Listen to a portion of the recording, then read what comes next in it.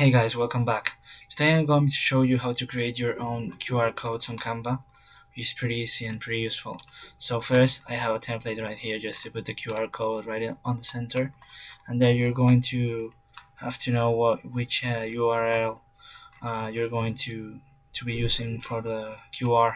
So in order to for this case, we'll be using the channel link.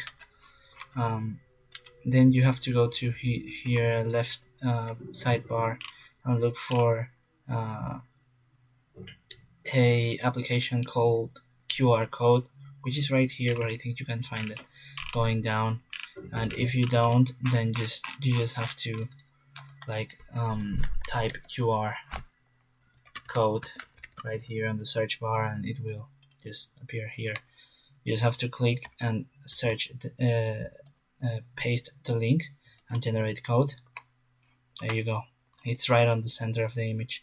That's great. Actually, I didn't plan for it, but this is it. That's it, guys. So you might as well consider subscribe and leave a like if you think this is useful. And see you next time.